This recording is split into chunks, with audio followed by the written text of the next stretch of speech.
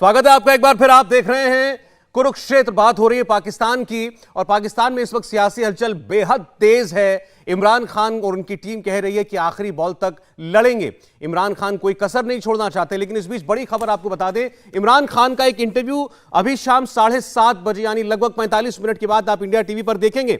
और ये कल उनकी स्पीच के बाद का इंटरव्यू है, जिसमें उन्होंने बड़ी हैरान करने वाली बातें कही हैं, जिसमें वो सीधा सीधा ये कह रहे हैं कि मेरी जान को खतरा है, मेरा कत्ल किया जा सकता है, मुझे मार डाला जा सकता है। 7:30 बजे वो इंटरव्यू आपको हम दिखाएंगे, वो विस्फोटक इंटरव्यू जिसमें इमरान खान कह रहे हैं कि मेरा कत्ल हो जाएगा। और तो और वो यहां तक कहते हैं कि मेरा कत्ल रविवार संडे से पहले हो सकता है। रविवार को जब उन्हें ट्रस्ट वोट फेस करना है, अविश्वास प्रस्ताव पर वोटिंग का सामना करना है अपनी संसद में, उससे पहले इमरान खान अब यह कह रहे हैं कि उनका कत्ल हो सकता है, और उनका कत्ल रविवार से पहले भी हो सकता है। अब किससे उनको खतरा है, क्या इसके पीछे ये क्या उनके पास पुख्ता जानकारी है, ये उस इंटरव्यू में सब कुछ बताया है उन्होंने। वो इंटरव्यू 7:30 बजे हम आपको दिखाएंगे। और वो ये भी कह रहे हैं कि अगस्त 2021 से एक बड़ी साजिश मेरे खिलाफ शुरू हो गई थी। तो आप देखिए, इमरान खान कल अपनी कौम के सामने जाते हैं, पाकिस्तानी अवाम के सामने जाते हैं, कहते हैं अमेरिका मुझे हटाना चाहता है, फिर कहते हैं गलती से मैंने अमेरिका का नाम ले लिया, और आज वो कहते हैं मेरी जान को खतरा है।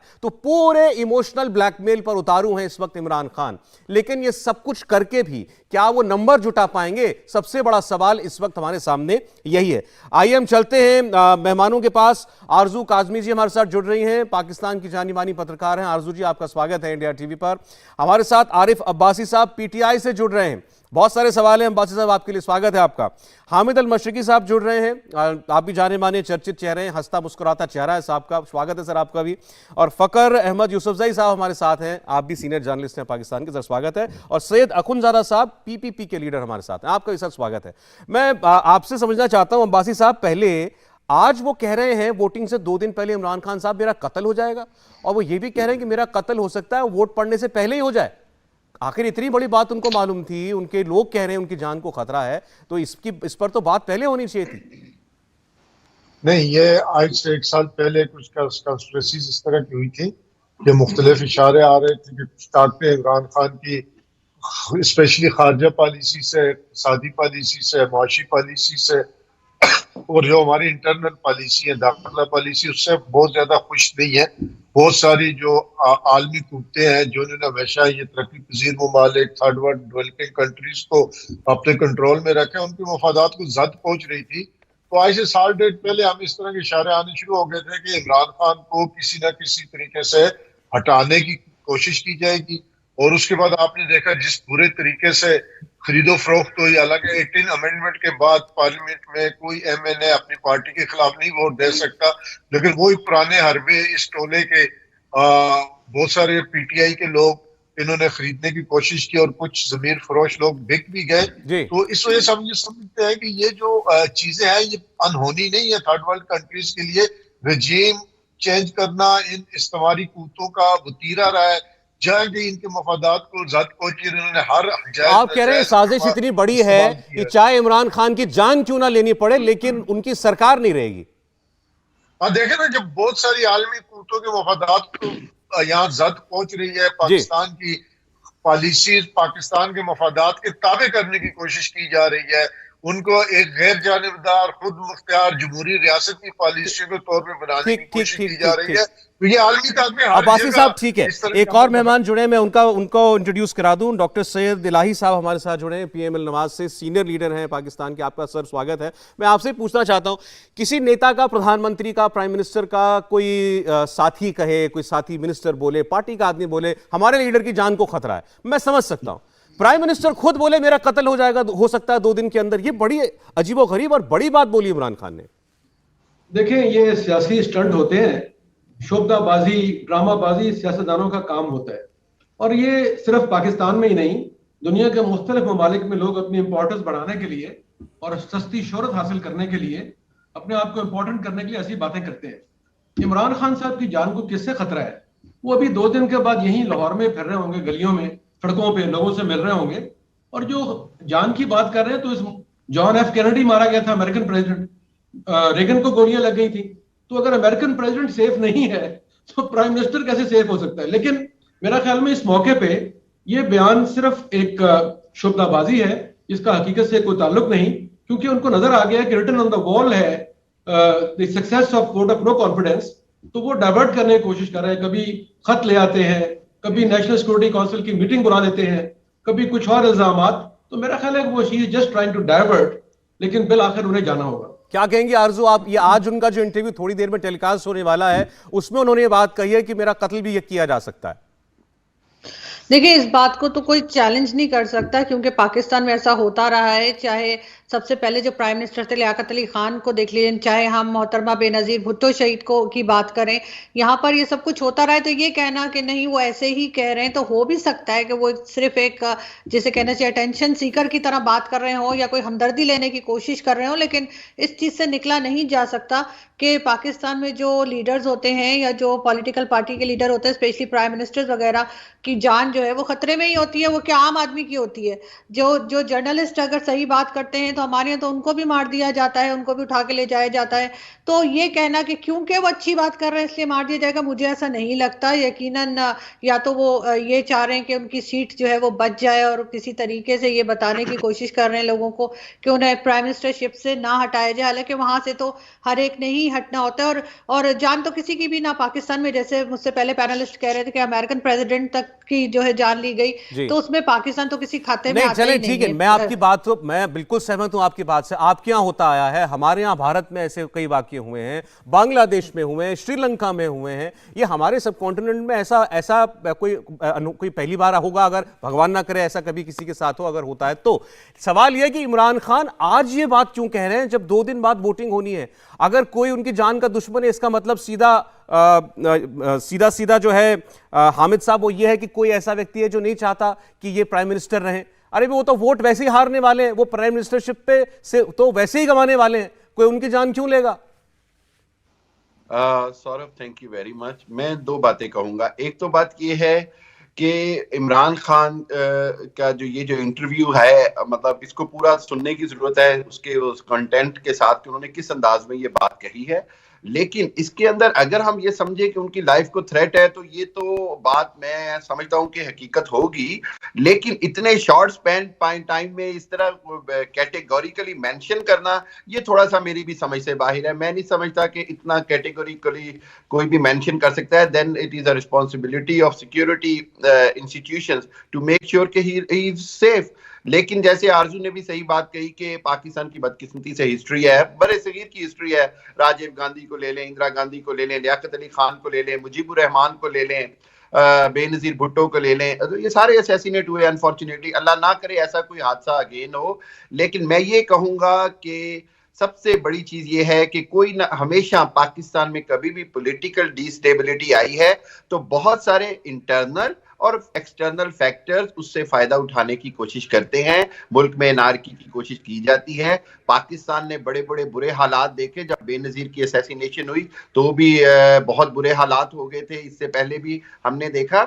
तो हम ये समझते हैं कि बहसियत पाकिस्तानी, चाहे वो सईद इलाही साहब हो, चाहे मैं हूं, यूसुफजई साहब हो, आरजू हो, हम सब ये चाहते हैं कि पाकिस्तान में अमन रहे और पॉलिटिकल जो चेंज है वो पॉलिटिकल सिस्टम से आए। अच्छा, उसमें किसी की इंटरवेंशन। बिल्कुल ठीक कह रहे हैं, तो हर डेमोक्रेसी में ऐसा ही रहना चाहिए। एक और इंटरेस्टिंग बात जो अब आ रही है, क्योंकि उस इंटरव्यू की कुछ बातें जो है वो रिलीज हो रही हैं, अब उसमें एक और बड़ी मजेदार बात कही है उन्होंने। मैं आपको बताऊं, उन्होंने अभी ये कहा है, मुझे बताया गया है कि अगर मैं ये वोट जीत गया परसों, तो मैं बागियों को वापस नहीं लूंगा, मैं इलेक्शन कराऊंगा। यानी मैं अभी जो मेरा 1.5 साल बचा है, मैं सरकार नहीं चलाऊंगा, मैं तुरंत इलेक्शन करा दूंगा अगर मैं जीत गया तो। कहा है, और ये मैंने कल कहा है प्रोग्राम में कि अब इमरान खान इलेक्शन की तरफ जाएंगे, चाहे, और मैंने तो ये भी कहा कि किसी भी सूरत में प्राइम मिनिस्टर जो हैं वो ये समझते हैं कि अब वक्त आ गया है कि रीपोल की तरफ जाया जाए। जी ठीक है। नहीं तो यही बात तो आप देखें, वो शुरुआत जो पहले खबरें आई थी कि उन्होंने ऑपोजिशन को कुछ मैसेजेस भिजवाए हैं, डॉक्टर इलाही। अब आप जीते तो माना जा रहा है आप भी इलेक्शन कराएंगे, वो जीते तो भी इलेक्शन होगा। तो अब पाकिस्तान में इलेक्शन होना है, ये तो तय है। इमरान साहब यही तो कह रहे थे कि बस आप मुझे इस वजियत से बचा लें कि मैं पार्लियामेंट में वोट में हारूं। देखें, जो नई हुकूमत बनेगी वो क्योंकि मल्टी पार्टी गवर्नमेंट है और उसमें 8-9 पार्टी शामिल होंगी, और उससे 1-1.5 साल जो बाकी बचा है वो पूरा मियाद पूरी करेंगे, और उसमें जो अमेंडमेंट्स करनी है जो मुख्तलिफ वो रिफॉर्म्स करना चाह रहे हैं, उसमें एक नेशनल एजेंडा तैयार किया गया है जिसमें तमाम पार्टीज मुत्तफिक है कि किस तरह मुख्तलिफ कानूनी इस्लाहात करनी है, जिसमें सबसे बड़ा इशू नैब का वजूद और उसकी जो मुख्तलिफ गैर कानूनी इख्तियारात हैं उनके हवाले से और बहुत सी चीजें हैं। तो मेरा ख्याल है कि इलेक्शन तकरीबन 1-1.25 साल के बाद ही होगा, उससे पहले कानूनी इस्लाहात की जाएगी। आप अगर जीत गए, जो सब कह रहे हैं तय है, तो आप कह रहे हैं हम पूरा अपना टर्म पूरा करेंगे, टेन्योर पूरा करेंगे। इमरान खान कह रहे हैं कि अगर मैं जीत गया, जिसकी गुंजाइश न के बराबर लोग बता रहे हैं, जानकार लोग बता रहे हैं, तो वो कह रहे हैं कि मैं इलेक्शन कराऊंगा।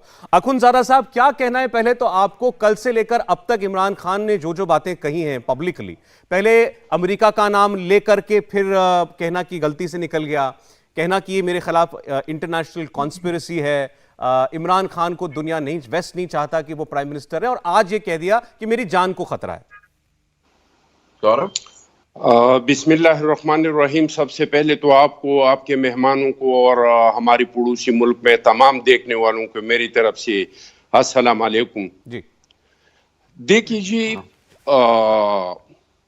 इमरान खान साहब के बात को हम पाकिस्तान में इतना सीरियस नहीं लेते आए जितना आप लोगों ने सीरियस लिया है। पर इमरान खान साहब, शेख रशीद साहब, पोआ चौधरी साहब, वो तो कुछ भी कहते हैं, उसको हम इतना सीरियस नहीं लेते हैं। अल्लाह सबको सलामत रखे, अल्लाह सबकी जान को सलामत रखे। लेकिन आप मुझे ये बताएं कि खान साहब को लोग क्यों मारेंगे? इनके खिलाफ कोई बैरूनी साजिश क्यों होगा? क्या इस बात पे कि उन्होंने रशिया का दौरा किया? आपने रशिया का दौरा किया तो आपने तो पाकिस्तान की खारजा पॉलिसी को नुकसान पहुंचाया, न कोई आलमी ताकतों को नुकसान पहुंचाया है, ना आप वहां जाके अपने साथ कोई मसाइल, कोई इस तरह की चीज लेके गए हैं कि यूक्रेन का इसका नुकसान होगा। वो यूक्रेन जिन्होंने 2019 में कश्मीर पे हमारा सपोर्ट किया था, आपने उसको नाराज कर दिया। वो यूक्रेन जिन्होंने गंदम के शार्टेज में हमें सपोर्ट किया था, आपने उस मुल्क को नाराज कर दिया। और ऐसा भी नहीं है कि पाकिस्तान ने पहले का कोई आजाद खारजा पॉलिसी नहीं थी और ये ऐसा आजाद खारजा पॉलिसी का चैंपियन आ गया। आप लोगों को याद होगा कि चाइना गवादर पे, चाइना के साथ जो हम एग्रीमेंट कर रहे थे, इस टाइम पे भी इस तरह के केबल्स आए थे। अगर मैं बहुत सारे केबल्स आए थे, हमने इसके साथ एग्रीमेंट किया तो क्या उन्होंने जरदारी साहब को मार दिया? हमने ये तमाम केबल्स के बावजूद हमने ईरान के साथ गैस पाइपलाइन मुआहिदा किया तो क्या किसी ने हमारी हुकूमत को हटाने की साजिश की?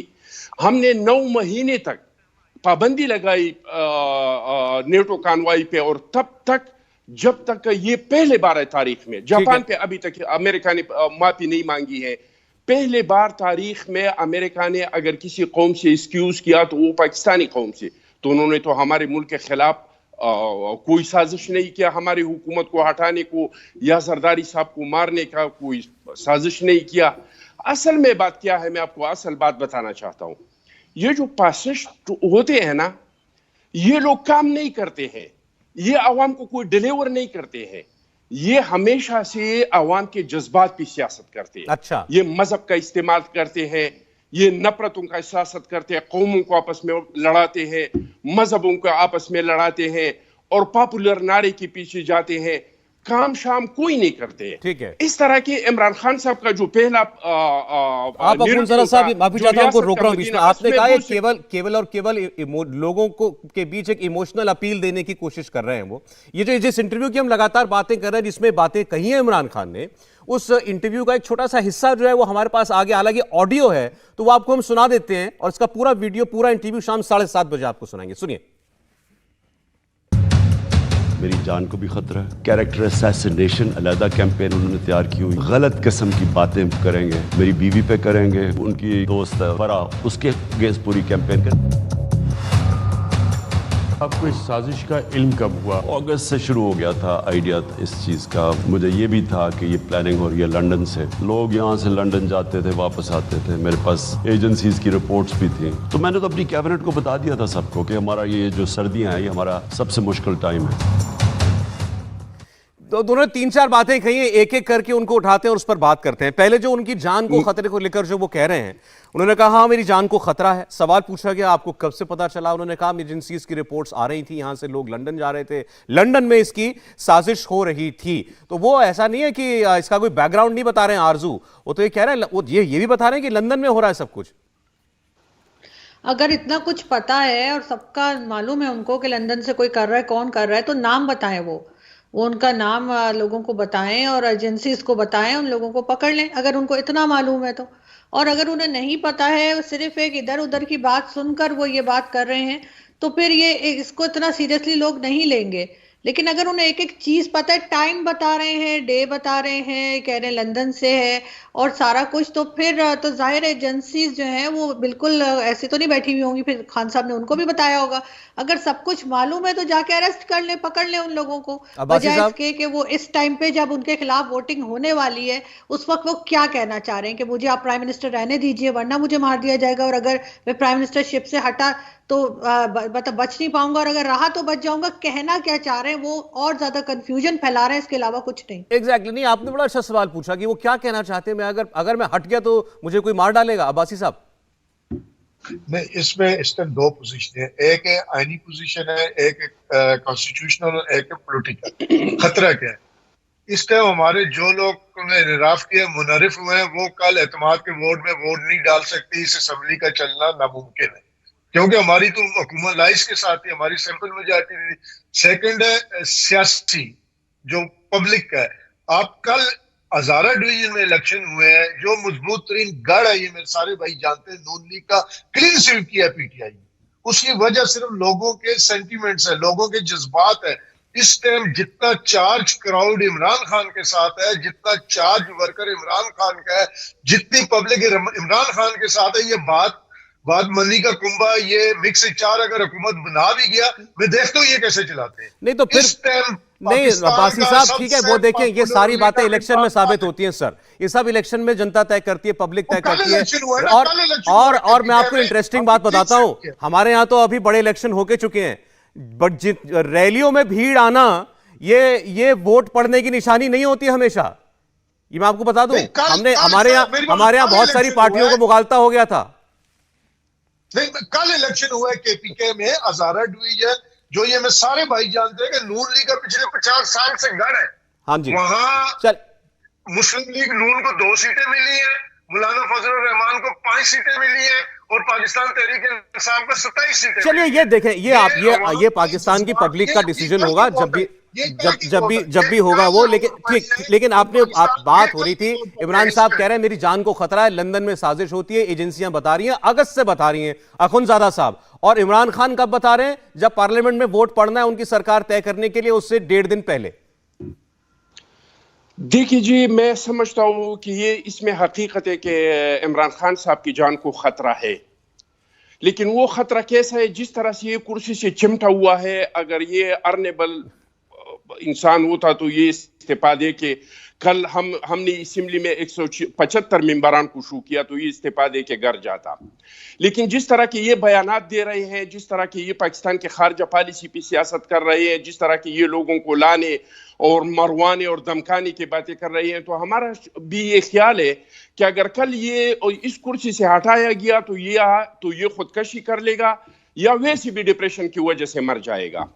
बाकी अगर अगस्त से उनको पता है कि मेरे खिलाफ साजिश हो रहा है तो पकड़े। आप तो वजीर आजम है, आपके पास तो जो बंदा है इंटीरियर मिनिस्टर शेख रशीद साहब, वो तो हर एक को दूसरे बात पे अगर सहाफी निकलता है तो कहता है आपने कानून को हाथ में लिया तो कानून आपको हाथ में लेंगे। इंसानी हुकूक वाले निकलते हैं तो उसको कहते हैं कानून आपने हाथ में लिया तो कानून आपको हाथ में लेंगे। तो जाके आपने इंटीरियर मिनिस्टर से कह दे कि भाई जो लोग मुझे जान से मारना चाहते हैं उसको पकड़े, इनके साजिश को दुनिया के सामने लाए, उसको अदालतों में ले जाए, उनको अदालतों से सजा दिलवाए। मैं एक चीज कहना चाहता था, वो पिछले बार भूल गया। मैं सिर्फ ये कहना चाहता हूं कि ये जो नैरेटिव बनाना चाहते हैं, ये जो लोगों को लड़ाने की साजिश करते हैं, अब पाकिस्तान के अवाम बहुत ज्यादा समझ चुके हैं और इसका इस तरह का नैरेटिव कामयाब नहीं हो सकते हैं। पहले जो इसका नैरेटिव कामयाब हो जाता था वो कुछ भी कहता, ये कहता 1 करोड़ नौकरियां दूंगा, ये कहता 500 डैम बनाऊंगा। वो अगर लोग मानते थे तो इस आपके कहने में उंगली का ताकत था। अब आपके पास उंगली का ताकत नहीं है, आप झूठ का सहारा नहीं ले सकता है। इमरान खान साहब को चाहिए कि अपनी पिछली गलतियों पे कौम से माफी मांगे जी, ठीक। और जमहूरी सियासत शुरू अच्छा करें ठीक, और पॉजिटिव लेकिन अखुंज़ादा सियासत साहब शुरू ये करें। बताइए, अभी आपने कहा कि खतरा तो है इमरान खान साहब को, लेकिन किसी और से नहीं, खुद से है। आपने कहा वो कुर्सी से हट जाएंगे, वो कुर्सी उनको इतनी प्यारी है कि वो डिप्रेशन में चले जाएंगे या खुदकुशी करेंगे। फिर कहता हूं भगवान करे ऐसा कुछ ना हो, लेकिन क्यों आपको ऐसा लग रहा है कि भाई वो मतलब इतना ज्यादा उनकी चाहत है कुर्सी? देखिए जी, जब से इनके खिलाफ ये अदम एतमाद का अमल शुरू हुआ है और ये जिस तरह के हरकत करते हैं, जिस तरह के बयानात देते हैं, ये देते हैं इनके जो भाई, ये हम कोई गैर कानूनी काम तो नहीं कर रहे। हम तो एक जमहूरी तरीके से आपका गैर जमहूरी हुकूमत हटाना चाहते हैं। आप आए हमारे साथ असेंबली में मुकाबला करें, हमारे सामने 172 लोगों को पेश करें और हमें शिकस्त दे दें। तो ये जिस तरह के हरकत सकनात ये कर रहे हैं, जिस तरह के बयानात ये दे रहे हैं, जिस तरह के बयानात इनके कराई के तुर्जुमान दे रहे हैं, इनके मिनिस्टर दे रहे हैं, तो इनसे साफ जाहिर होता है कि अगर खुदा न ख्वास्ता क्या ये तो हट गया है, इतवार को ये घर जाएगा कि अगर इतवार को ये घर गया तो खुदा न ख्वास्ता इसको कुछ हो जाएगा। अल्लाह किसी को कुछ नहीं करे, अल्लाह सबको जिंदा और सलामत रखे। बिल्कुल। हमें किसी के मौत से कोई लेना देना नहीं है, लेकिन मेरा खदशा है कि ये या खुदकशी कर लेगा डिप्रेशन में। एक बात और भी है, राना सनाउल्लाह का भी इसमें एक बहुत किरदार है। उन्होंने सुना है कि राना सनाउल्लाह साहब जो है वो इंटीरियर मिनिस्टर बनने वाला है।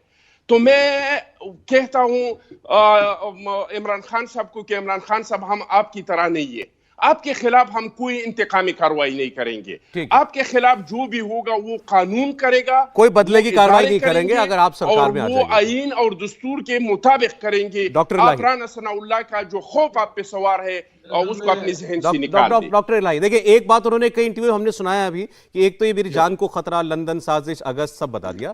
फिर बोले और क्या करेंगे, और कुछ नहीं करेंगे। फिर ये मेरा कैरेक्टर असैसिनेशन करेंगे, मेरे परिवार, मेरी फैमिली पर बोलेंगे, मेरी वाइफ पर बोलेंगे।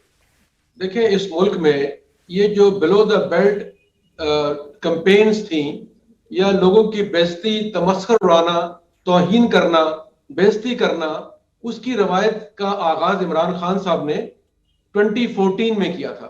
जब वो कंटेनर से उन्होंने अपने सफर का आगाज किया, वहां जो जुबान इस्तेमाल हुई और उसके बाद थ्रू आउट उनके जो बदजुबान तर्जुमान हैं, जो कोई बाहर से आया है, कोई लोकल टर्न कोट है, उन्होंने पिछले 4 साल में जो जुबान इस्तेमाल की है, उनके सोशल मीडिया ने जिस तरह लोगों की तौहीन की है, जिस तरह गालियां निकाली गई हैं, वो एक शर्मनाक बात है।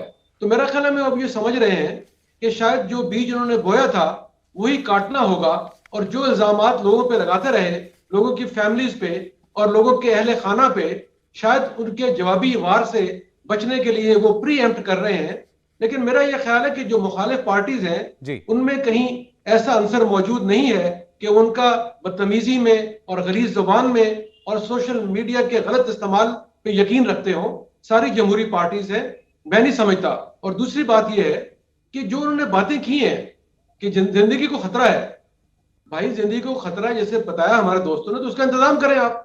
लेकिन मैं समझता हूं कि ये स्टंट है, खतरा नहीं है। और उन्होंने जो अपनी फैमिली की बात की है, वो उनके अपने मसाइल हैं, उनके अपने इख्तलाफात हैं जो कई बार सामने आए हैं, फिर समेटे गए हैं। तो मेरा ख्याल है उसको बाहर लाने की जरूरत नहीं है और उसको बताने की जरूरत नहीं है। ये वो जाने, उनकी फैमिली जाने, उसका बाकी पार्टी से कोई ताल्लुक नहीं। देखिए, मैं तो हामिद साहब यहाँ भारत में जो हमारा पॉलिटिक्स देखा है, ऑब्जर्व किया, उसका अनुभव है, एक्सपीरियंस है, उससे बात कर सकता हूँ। हमको, जैसे मैं कल भी कह रहा था, ट्रस्ट वोट होते आए हैं, हर डेमोक्रेसी में होते हैं, हमारे यहाँ तो कई बार हुए हैं। एक एक वोट से सरकार गिर गई है यहाँ भारत में। रिवायत ये है कि आप पार्लियामेंट जाते हैं, आपको जो भी स्पीच देनी होती है आप पार्लियामेंट में देते हैं, दुनिया के देश के सामने रखते हैं, अपनी बात रखते हैं।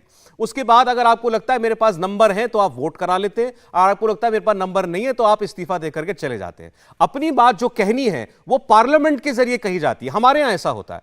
इमरान खान साहब क्या कर रहे हैं, पहले एक टेलीवाइज्ड उन्होंने एक खिताब कर दिया अपनी देश के लिए, उसके बाद आज एक इंटरव्यू दे दिया, उसमें ये तमाम बातें कह रहे हैं। अब मुझे नहीं मालूम वो पार्लियामेंट जाएंगे भी या पार्लियामेंट में भी स्पीच हो पाएगी उनकी या नहीं। मेरा ख्याल है कि पार्लियामेंट में उनकी स्पीच तो शायद मुश्किल ही होगी, क्योंकि जो कुछ उन्होंने कहना था वो इन्होंने टेलीवाइज्ड स्पीच के जरिए और इस तरह के इंटरव्यू के जरिए कह दिया है। आप ठीक कह रहे हैं कि मतलब ये बात वी हैव टू एडमिट कि जो इंडियन डेमोक्रेसी है वो बहुत मैच्योर हो गई है बहुत सारे मामलात में। अभी आपने बड़ी अच्छी मिसाल दी कि जी जो पब्लिक रैलीज होती हैं दे आर नॉट कंफर्म कि आप इलेक्शन जीत जाएंगे या कुछ हो जाएगा। बिल्कुल हमने देखा यूपी में क्या हुआ, हरियाणा में हुआ, पंजाब में बिल्कुल बीजेपी की उतनी स्ट्रांग नहीं थी जितनी अच्छी उनको विक्ट्री मिल गई and it was absolutely right. लेकिन मैं ये समझता हूं कि इमरान खान की दो बातें हमें समझनी पड़ेंगी। एक बात तो ये है कि अगर वो इस बात पे एम्फेसाइज कर रहे हैं कि इस वक्त एक फॉरेन फैक्टर ने इंटरवीन किया है, तो मैं कहता हूं कि इमरान खान रहें या ना रहें, आगे हुकूमत कोई भी आए, शहबाज शरीफ साहब आए या कोई भी आए, मैं ये समझता हूं कि it is a constitutional national duty for the new administration कि वो उसकी इन्वेस्टिगेशन कराएं, एक जुडिशियल कमीशन बनाया जाए और इस चीज की तहकीकात जरूर की जाए। उसकी वजह ये दो बातें होंगी, एक तो ये कि आइंदा कोई इस तरह का अगर ये झूठा इल्जाम है तो लगा नहीं सकेगा, और अगर इसमें कोई सच्ची बात है जिस तरह अमेरिकन फॉरेन ऑफिस ने उसकी एक्सप्लेनेशन भी दी है, तो उसकी वजह से फिर हमें अपनी आइंदा की जो पॉलिसीज हैं उसको उसके मुताबिक डिफाइन करना पड़ेगा। वजह यह है कि देखें हम ये समझते हैं कि पाकिस्तान ने बहुत सफर किया है फॉरेन इन्फ्लुएंस की वजह से, और अगर अब टाइम आ गया है कि हमने ओपन इस चीज को डिस्कशन शुरू कर दी है, it is going towards the maturity of the democracy. हमारी डेमोक्रेसी की मैच्योरिटी की बात है, तो अगर ये इस चीज पर फैसला हो गया और उसके मुताबिक कौम ने कोई लाइन ले ली, तो मेरा ख्याल है सौरभ ये हमारे कंट्री के लिए, नेशन के लिए आगे से बहुत अच्छा हो जाएगा। इसकी तहकीकात होनी, और वो जो उर्दू में कहते हैं ना दूध का दूध और पानी का पानी होना बड़ा जरूरी है। जी ठीक और है। आपको मैं एक बात बता जी अच्छा, जो आप बात कह रहे हैं ये तो डॉक्टर इलाही या अखुनज़ादा साहब ये भी आएंगे पावर में तो ये इनके हाथों में होगा इसको कराना। लेकिन मैं तो बिलावल भुट्टो जी को सुन रहा था, अभी थोड़ी देर पहले प्रेस कॉन्फ्रेंस कर रहे थे आरजू जी, उन्होंने फिर ये बात कही, उन्होंने कहा इमरान खान अब वो खिलाड़ी है जो पिच पर लेटकर रो रहा है कि मैं हारूंगा नहीं, मैं नहीं जाऊंगा, मैं खेलने नहीं दूंगा। और फिर उन्होंने कहा कि ये जो लेटर है शोषा है, ये कुछ नहीं है, इसमें कोई दम ही नहीं है, झूठ की बुनियाद पर। एक वो जब बोलते हैं, मैं सीरियसली बोल रहा हूँ, बहुत बात समझ में नहीं आती कई बार उनकी। वो शायद ये कह रहे थे कि ट्रक की पट्टी के पीछे लोगों को लगा दिया है, जैसे ट्रकों के पीछे कुछ लिखा होता है, लोग पढ़ने में उसको लग जाते हैं और सफर उसी में निकल जाता है। तो शायद वो ये कहना चाह रहे थे आरजू जी।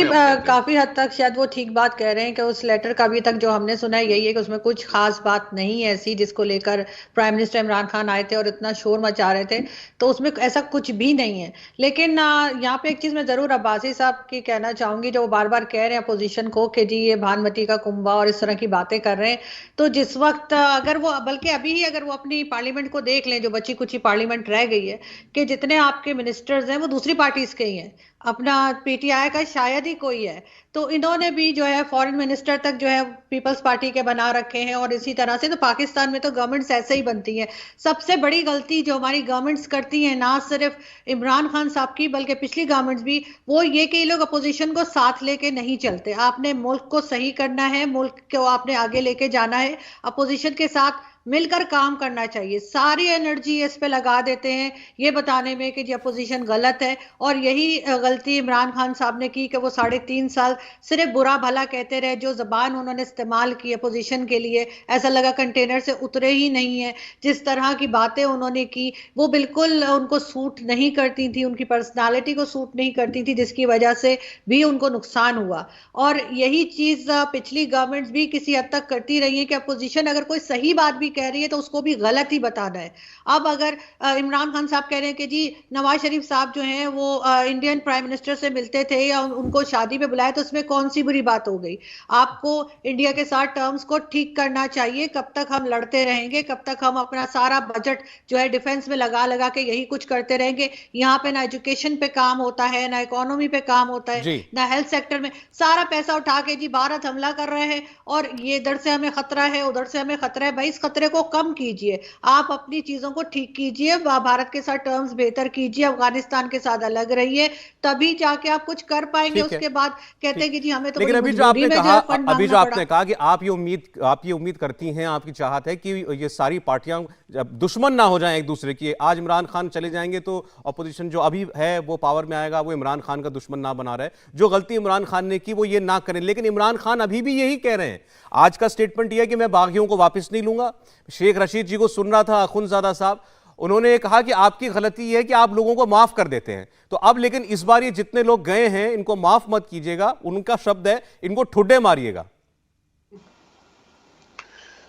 देखिए जी, इमरान खान साहब ने किसी को माफ नहीं किया है। इमरान खान साहब ने लोगों के ख्वातीनों को पकड़ा है अपने इंतकाम में, लोगों के जेल में से एसी निकाले हैं, पंखे बंद किए हैं, दवाइयों को जो है एक्सेस बंद किया है, घर का खाना बंद किया है।